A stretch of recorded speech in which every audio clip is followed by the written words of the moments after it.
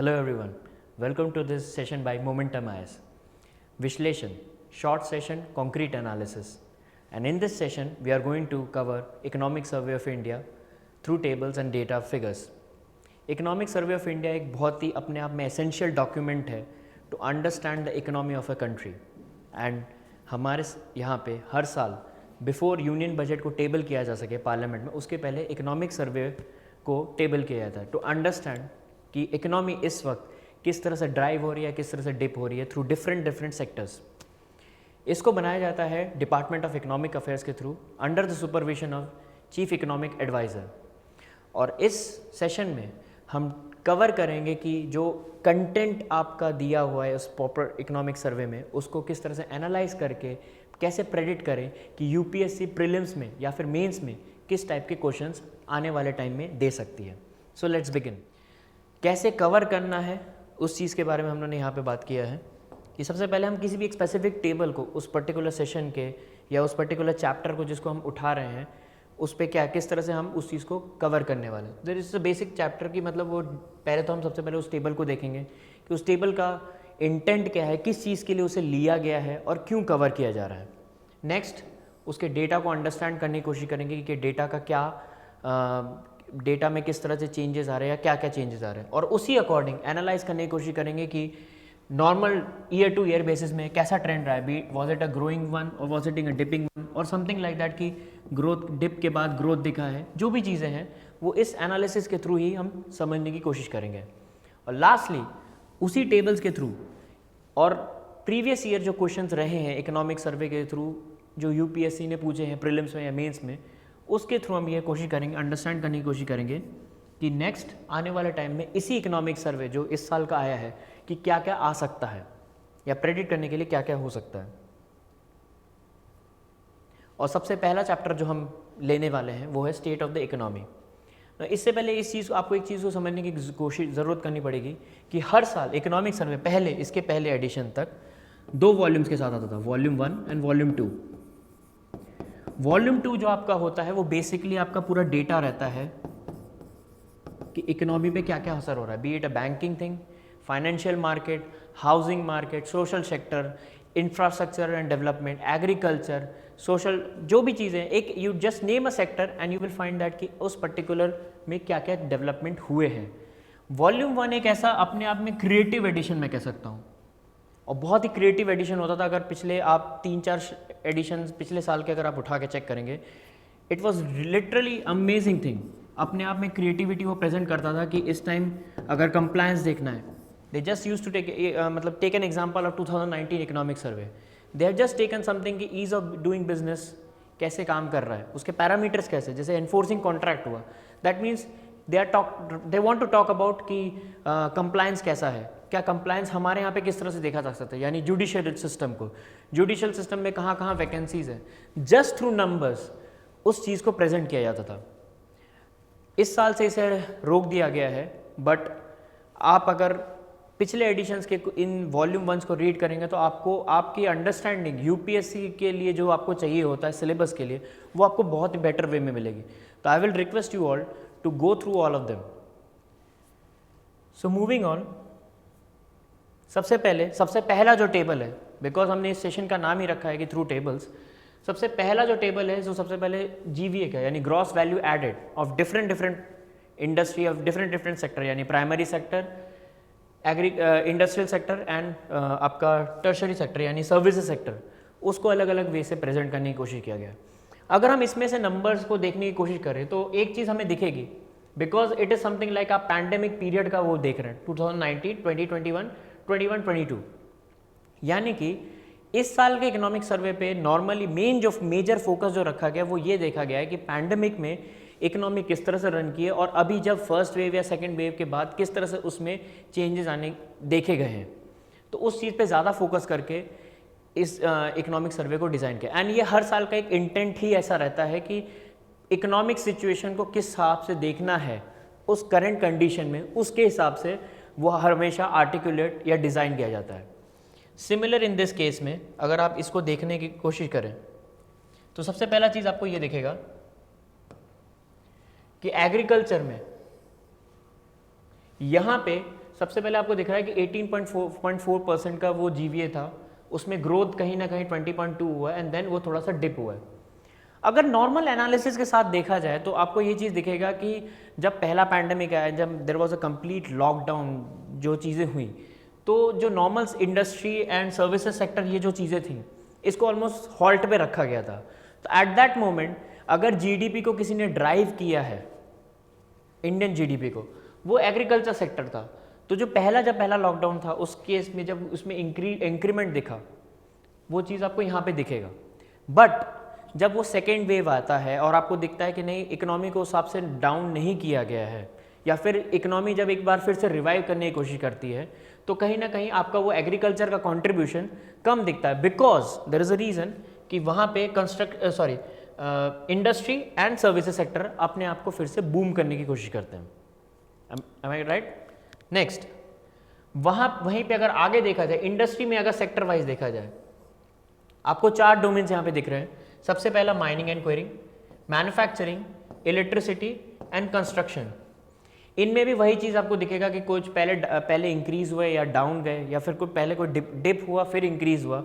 तो as such कोई specific trend नहीं रहा है कि इंक्रीज होने के बाद डिक्रीज हुआ, या एक प्रॉपर इंक्रीज हुआ या प्रॉपर डिक्रीज हुआ। वो एक चेंज हमेशा तुरंत आपको वो दिखेगा कि ये सारे फिगर्स में कि वो चेंज होता ही रहा है year on year, specially during this pandemic. However, अगर मुझे ये पूछा जाए या फिर ये कहा जाए कि इकोनॉमिक सर्वे में के थ्रू, इस टेबल के थ्रू क्या क्वेश्चन डिज़ाइन किया जा सकता है, स्पेशली मुझे एक चीज़ दिखेगी कि इसमें से इन 4 सेक्टर्स में यूपीएससी क्या कर सकता है कि आपको इन 4 सेक्टर्स के नेम्स दे दिया एंड क्रोनोलॉजिकली बोला कि आप ये बताओ कि किस में ज़्यादा प्रोडक्शन या इंक्रीज वेटेज कितना रहा है उसका जीवीए में कॉन्ट्रीब्यूशन में। फॉर एग्जाम्पल इसका 2.3, 15.4, 2.5 एंड 8.0, यानी कि सबसे ज़्यादा मैन्युफैक्चरिंग का कंट्रीब्यूशन रहा है जीवीए में। Next is construction, then it is electricity and gas, and lastly mining and quarrying. इस तरह से यूपीएससी आपको एक डिलीवर कर सकता है क्वेश्चन की, चारों सेक्टर्स के नाम दे दिया and they wanted to understand कि हाँ किस तरह से मूव ऑन करने की कोशिश किया जा रहा है, एनालाइज कैसे करता है स्टूडेंट। तो इस सब चीज़ों को टेबल्स के थ्रू ही आप एक्सट्रैक्ट कर सकते हो कि what can be a predicted most probable question that can come in this UPSC civil service examination. When it comes to services एक ऐसा सेक्टर रहा है पूरे एंटायर पैंडेमिक में जिसे अच्छा खासा हिट लेना पड़ा है। However we can't say for this example like public administration के केस में हम इस चीज़ को नहीं कह सकते, फाइनेंशियल सर्विसेज में भी इतना नहीं कह सकते। But when it comes to trade, hotel, उसमें बहुत बड़ा इम्पैक्ट पड़ा कंसिडरिंग कि लॉकडाउन लगा और जो भी चीज़ें हुई, डिस्टेंस को मेंटेन करने की जहाँ पे इंपॉर्टेंट वैल्यू थी, तो बहुत डिस्टेंस बेस्ड सर्विसेज में ये ज़्यादा इफेक्ट किया है। नेक्स्ट, अगर इसी टेबल पे और कुछ एनालिसिस देखना हो तो आपको ज़्यादा से ज़्यादा मैक्स टू मैक्स यही देखना पड़ेगा कि कंट्रीब्यूशन सेक्टर बाय सेक्टर किस तरह से चेंज या डिप हुआ है। तो हाईएस्ट आपको अभी भी कभी भी आपने नॉर्मली देखा होगा क्वेश्चन में अगर सर्विसेज सेक्टर का ही पूछ सकता है कि it is half of the economy is mainly driven by services sector, that is true. या फिर एग्रीकल्चर का ट्रेंड अभी 1/5 ऑफ द इकोनॉमी है, विच इज़ फॉल्स कंसिडरिंग कि अभी इस टाइम भी 18.8 पे जा चुका है। तो these are also small things जिस पे आपको थोड़ा फोकस रखना पड़ेगा, कंसंट्रेट करना पड़ेगा या एनालाइज करना पड़ेगा कि हाँ इकोनॉमी पे या फिर क्वेश्चन जो यूपीएससी से रिलेटेड इकोनॉमी के पे क्या क्या पूछ सकता है। नेक्स्ट, जो ये वाला टेबल है, इसमें आपको वो पूरा प्रॉपर एनालाइज करके ग्राफ के थ्रू ही उन्होंने दिखाया है कि जीडीपी में जो इम्पैक्ट आया है, which is this one blue line, beat in the first wave में जो दिखेगा आपको, इन दोनों में डिप है। हालांकि ये डिप सेकेंड वेव में उतना नहीं दिख रहा है। Why is it so? इसका एक बेसिक वो है कि फर्स्ट वेव में जिस स्ट्रिक्ट वे में जो लॉकडाउन्स लगाए गए थे, that was not very much in the during this second wave period. That is why कि वो जो अगर आपने इकोनॉमी जो रिवाइव करने की कोशिश की, तो वो रिवाइव के बाद भी अगर फिर से जो डिप आया है during the second wave of the pandemic, वो ज़्यादा नहीं दिखा कोविड के टाइम पे। अच्छा, दूसरी बात यही आती है कि अगर ग्राफ वाइज देखा जाए कि क्या हमारे जीवीए और जीडीपी क्या प्री पैंडमिक लेवल, यानी जब पीरियड 2019-20 चल रहा था, क्या उसको रिवाइव कर गया है? हाँ, बिल्कुल कर गया है। और ये बेसिक फिगर से हमें दिख जाएगा, कंसिडरिंग कि आपकी जीडीपी वैल्यू आप देखिए 2019 में एंड ये 2021 की है, यानी इस साल के अभी तक की जो आई है भी एस्टिमेटेड या एडवांस एस्टिमेट है, उसके अकॉर्डिंग हम जो प्री पैंडमिक कोविड जब तक नहीं आया तो उस टाइम तक जितना हमने जीडीपी को एक्वायर कर लिया था या अचीव कर लिया था, उसके ऊपर हम ऑलरेडी जा चुके हैं। अब एक और बात आती है कि ऐसा क्यों है कि जीडीपी आपका जीवीए से ज़्यादा है।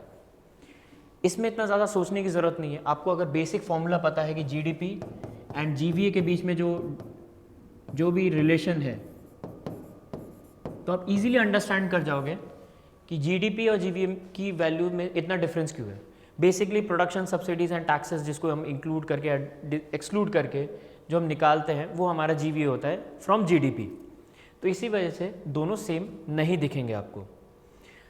यहाँ से अगर आपको क्वेश्चन निकालना पड़े, यूपीएससी अगर क्या कर सकता है, तो मैक्स टू मैक्स ये होगा कि जीडीपी के बारे में पूछेगा कि has it achieved pre pandemic level और not, and which one is the worse, was it the first one और was it the second one. इससे ज़्यादा इसमें से कोई और क्वेश्चन प्रेडिक्ट करने की आप आसार नहीं कर सकते। Moving on to the next table.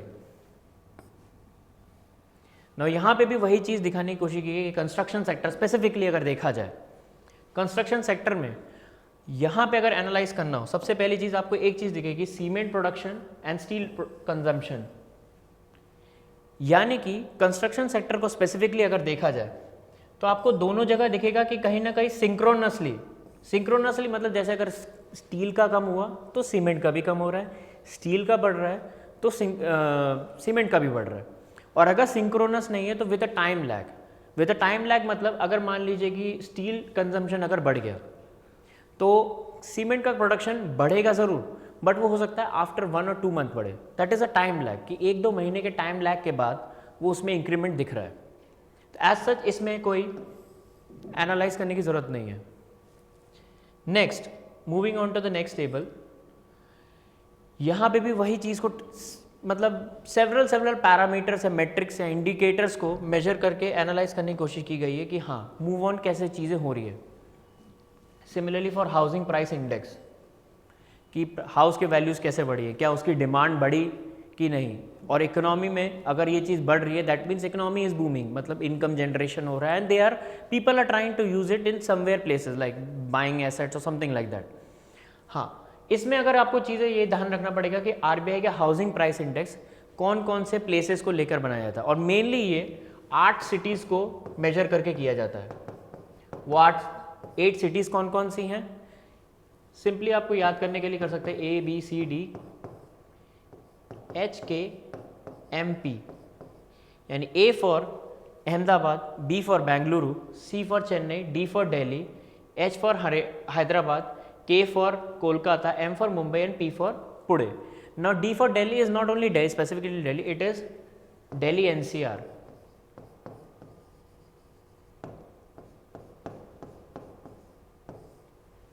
ठीक है, दिल्ली एनसीआर में भी यानी प्रॉपर जो रीजन्स आते हैं उसके बेसिस पे हाउसिंग वैल्यूज किस तरह से चेंज हो रही हैं उसके ऊपर देखा जाएगा।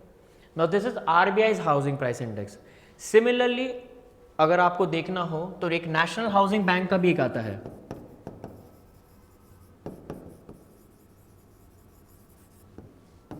नो नेशनल हाउसिंग बैंक का जो इंडेक्स है उसको कहा जाता है रेसिडेक्स। तो ये चीज़ भी ध्यान रखिएगा, क्यों? क्योंकि national housing bank recently current affairs के आपके पर्सपेक्टिव में आ जाएगा, कंसिडरिंग कि अभी जो उसकी ओनरशिप जो अभी चेंज हुई है रिसेंटली आरबीआई से डायरेक्ट गवर्नमेंट ऑफ इंडिया में जो 100% एक्वायरिंग किया गया है। तो इस वजह से आपको ये चीज़ ध्यान रखना चाहिए कि हाउसिंग से रिलेटेड नेशनल हाउसिंग बैंक का अपना इंडेक्स कौन सा है, विच इज़ रेसिडेक्स।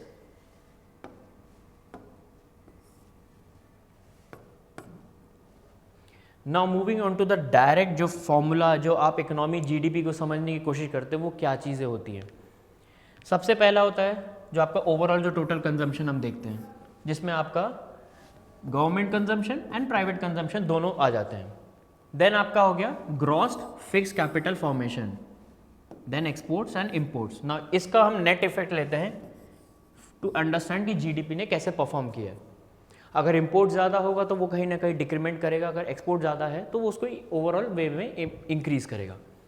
कंसिडरिंग की जो नंबर्स हैं, जो डेटा या टेबल दिया रखा हुआ है अभी इस टाइम फिलहाल, उसके हिसाब से हमें एक चीज़ दिखेगा कि टोटल कंजम्पशन जो प्री पैंडमिक लेवल के हिसाब से देखा जाए तो आपको यहाँ पे ये दिखेगा कि अभी फिलहाल जो टोटल कंजम्पशन है वो अभी प्री पैंडमिक लेवल को क्रॉस नहीं किया है, ठीक है, 99.2 है। दैट मीन्स अगर ये 100 के ऊपर होता, कंसिडरिंग कि 2019 को इन्होंने 100 एज अ बेस फिगर लिया है, तो अगर इसको टच इसके ऊपर नहीं गया दैट मीन्स अभी आपने प्री पैंडमिक लेवल को के ऊपर एक्वायर नहीं किया अपनी इकोनॉमी को, स्पेशली टोटल कंजम्पशन को। Biggest reason for that is कि प्राइवेट कंजम्पशन जो है हमारा उसमें एक अच्छा खासा डिप देखा गया है।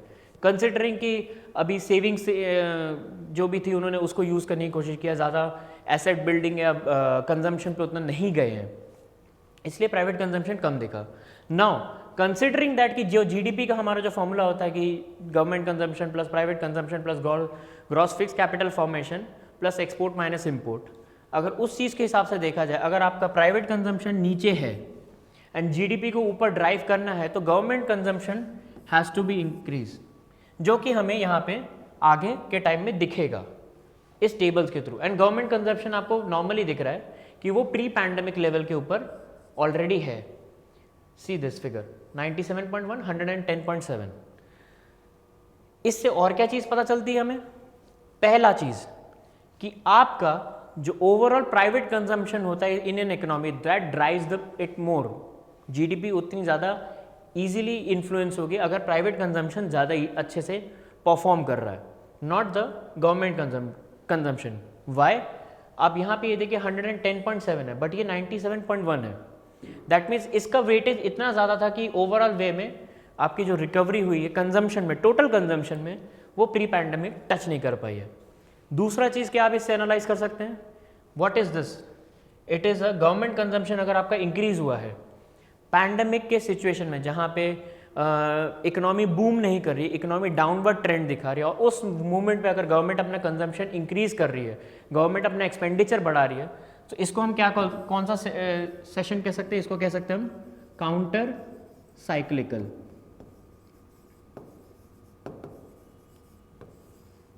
काउंटर साइक्लिकल वो सिचुएशंस होते हैं जहाँ पे अगर इकोनॉमी जिस ऑपोजिट वे में परफॉर्मेंस का इम्पैक्ट पड़ना, यानी अगर इकोनॉमी डाउन जा रही है तो गवर्नमेंट अपने एक्सपेंडिचर ज़्यादा बढ़ाएगी, अगर इकोनॉमी बूम कर रही है तो गवर्नमेंट अपने एक्सपेंडिचर्स और उस चीज़ को थोड़ा स्लो डाउन कर लेगी।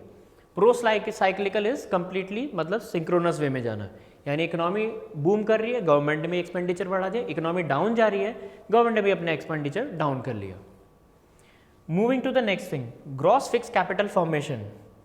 ग्रॉस फिक्स कैपिटल फॉर्मेशन भी एक दूसरी चीज़ रही जहाँ पे आपको पहले एक डाउनवर्ड ट्रेंड दिखता है एंड देन वो किसी तरह उस चीज़ को रिकवर किया गया। नाउ अगेन दिस थिंग कि ग्रॉस कैपिटल फॉर्मेशन में आपको क्या पता था कि एसेट बिल्डिंग ज़्यादा नहीं हुई है।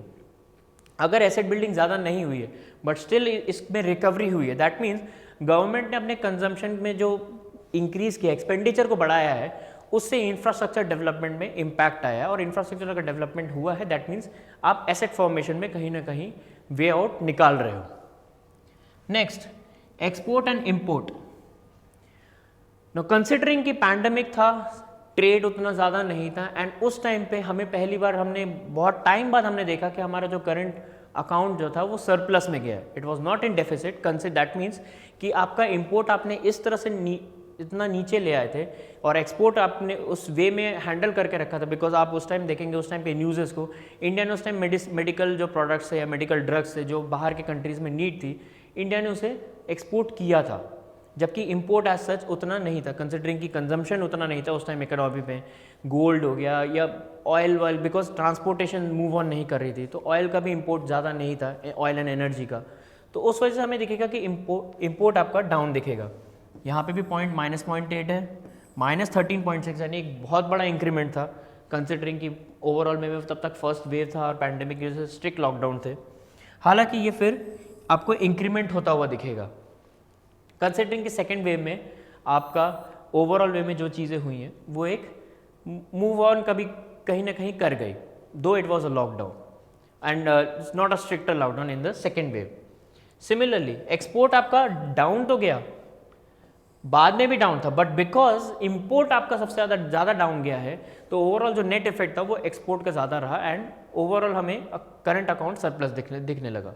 सिमिलरली वहाँ पे ये चीज़ जो इंक्रीमेंट हुआ है वो आफ्टर सेकेंड वेव के आसपास दिखा है। तो दैट मीन्स अगर हमें ओवरऑल वे में कहना पड़े कि अमंग एक्सपोर्ट एंड इम्पोर्ट, जो हम एनालिसिस करके हम यहाँ से इस टेबल के थ्रू निकाल सकते हैं, among export and import it is the import that has recovered the most after the pre-pandemic level, considering it is 111.8, this is 111.1. Now एक और चीज़ अगर एनालिसिस करके निकालना पड़े तो आपको इसमें से ये आप देख सकते हैं कि ओवरऑल वे में सबसे ज़्यादा भी इन जितने सेक्टर्स के बारे में हम बात कर रहे हैं टू अंडरस्टैंड या इवेल्युएट अवर जीडीपी, हमें वो इम्पोर्ट में दिखेगा। So these are some basic type of analysis जिससे आप अंडरस्टैंड कर सकते हैं कि क्या क्या मोस्ट प्रोबेबल क्वेश्चंस डराइव होकर आने वाले हैं आपके अपकमिंग एग्जाम्स में। और ये इसी के थ्रू ही आप देख पाएंगे कि आपसे नॉर्मल पूछ लेगा कि it was a private consumption which got dip down and government consumption increase, और स्टेटमेंट इंटरचेंज करके आपसे पूछ लिया, या फिर आपसे पूछ लिया कि ओवरऑल वे में भले government consumption was a huge and above the pre pandemic level, still the economy has not achieve the total consumption to that of pre pandemic level. तो इस टाइप के क्वेश्चंस थ्रू जस्ट एनालिसिस आप design करके derive करके निकाल सकते हैं कि आगे क्या क्वेश्चंस आ सकते हैं।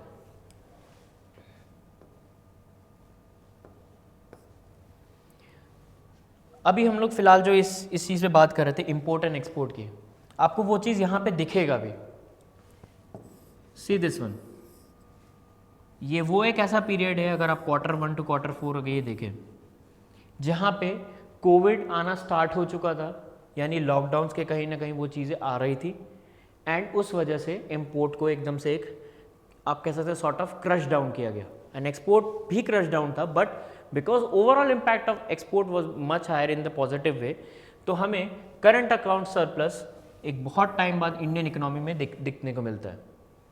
बट ये सेम चीज़ सेकेंड वेव में नहीं दिखेगी बिकॉज इकोनॉमी उस टाइम फिर भी रन कर रही थी। There was a lockdown but not a stricter lockdown which happened during the first wave. आपको यहाँ पे दिखेगा कि ये जो करंट अकाउंट सरप्लस यहाँ पे भी आया है वो एक स्मॉलर वर्जन है, बिकॉज अभी हमने लास्ट डेटा से क्या हमने देखा कि इंपोर्ट की recovery was a much higher. जहाँ पे इंपोर्ट 29.4 था वहाँ पे समवेयर एक्सपोर्ट 16 के अराउंड दिख रहा है, 16% जो भी आप कहना चाहते हैं। तो कंसिडरिंग कि इंपोर्ट ने एक अच्छा ज़्यादा रिवाइवल दिखाया from the previous period, that is first pandemic से first wave of the pandemic से, तो आपको ये दिखेगा कि सेकेंड वेव में जो आपका करंट अकाउंट सरप्लस है वो ज़्यादा नहीं था। तो बेसिक एनालिसिस में आपको यही चीज़ देखना था कि इस टेबल से हम क्या निकाल सकते हैं। And this is all about economic survey. Content को उतना पढ़ के अपने आप को you do not have to keep it yourself in stress. It's just that about कि आप टेबल्स के थ्रू कितना अपने आप को एनालाइज करके आप आगे की चीज़ों को मूव ऑन करके ट्रेंड को समझ सकते हैं कि how economy is working. Now lastly इस चीज़ में स्टेट ऑफ द इकोनॉमी जो चैप्टर है आपका, उससे ये एक बहुत बड़ा एसेंशियल आपको पैरामीटर या जो भी आप कहना चाहें ये आपको मिलेगा, विच इज़ दिस कि ये आपको इकोनॉमिक सर्वे में फर्स्ट चैप्टर में कुछ हाई फ्रिक्वेंसी इंडिकेटर्स गवर्नमेंट ने दिखाने की कोशिश किया है कि किसके थ्रू हमें पता चलता है कि India has a V shape recovery और whatever which government was saying during this time. तो उसमें से कुछ ये आपको पैरामीटर्स आपको दिख सकते हैं, जैसे ई वे बिल हो गया। अब आपको ये पता होना चाहिए कि ई वे बिल आपका किससे रिलेटेड है, something like GST and all.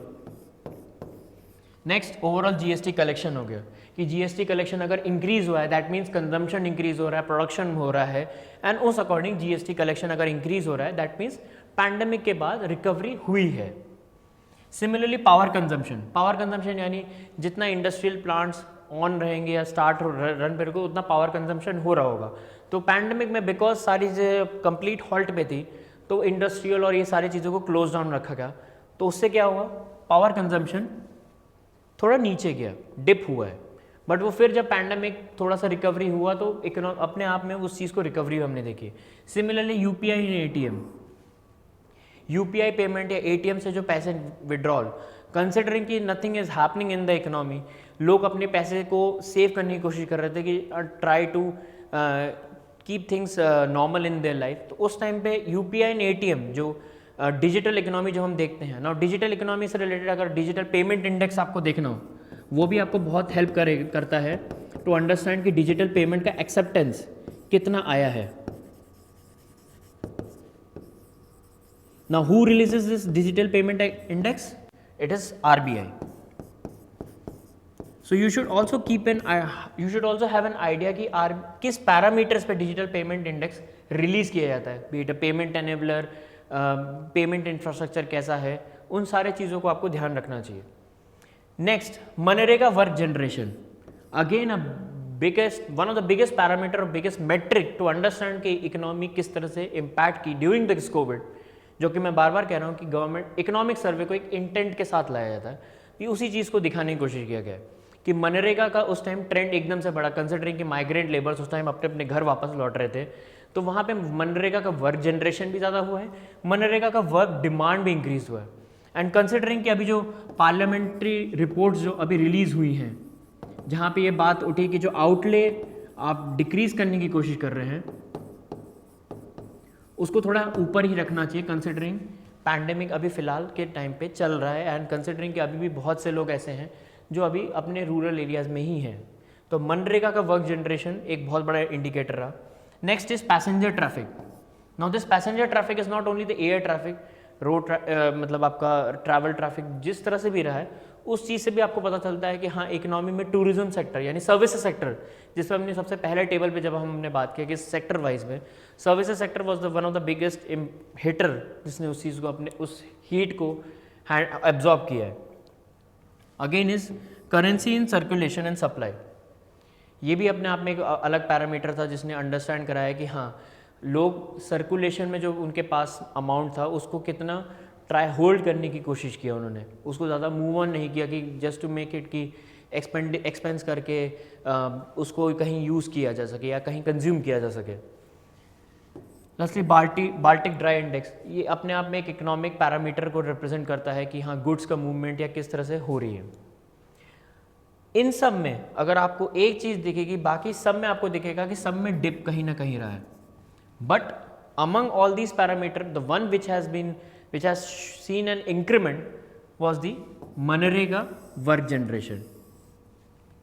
तो ये हाई फ्रीक्वेंसी इंडिकेटर आपके लिए बहुत वैल्यूबल रहेगा अगर आप एक बार इन सबको देख पाएँ, बिकॉज इकोनॉमिक सर्वे के थ्रू अगर कोई क्वेश्चन आ सकता है इसके through, maybe they give some 4 to 5 names and they ask कि इनमें से किसको हाई फ्रीक्वेंसी इंडिकेटर के रूप में इंडियन इकोनॉमी का रिवाइवल चेक किया गया है, तो उसमें ये सारे के सारे आ जाएंगे।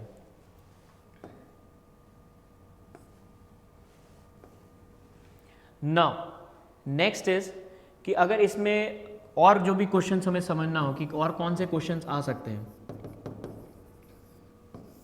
सबसे पहले तो इन्हीं चीज़ों के बारे में कि जो मैंने कहा एनालिसिस, और एनालिसिस के बेसिस में जो आपको प्रोबेबल क्वेश्चंस मिले हैं वो।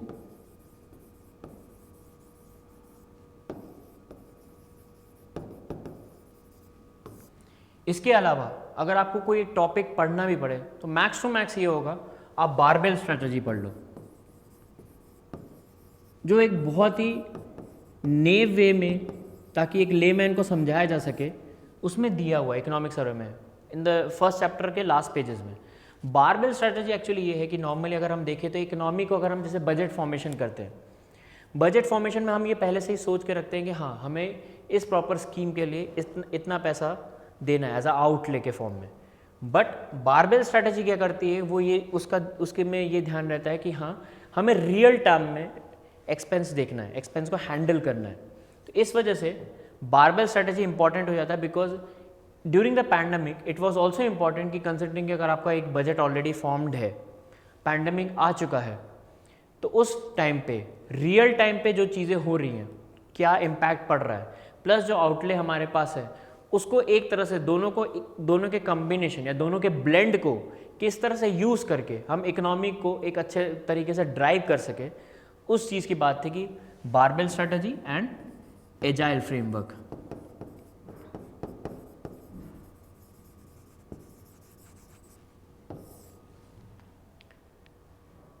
So this is what is all about economic survey के of this session. We will be happy कि if you come for the next session and see कि हम आगे के सेशंस में किस तरह से सेम वे में जो जिस तरह से हमने आज यहाँ पे एनालाइज किया, आगे के सेशन में किस तरह से एनालाइज करके आपको वो मोस्ट प्रोबेबल क्वेश्चंस डिलीवर कर सकें.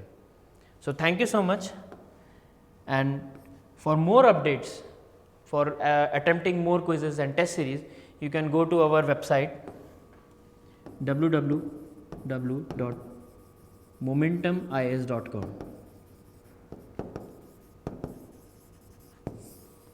Subscribe to our YouTube channel to get more such awesome videos. Thank you so much.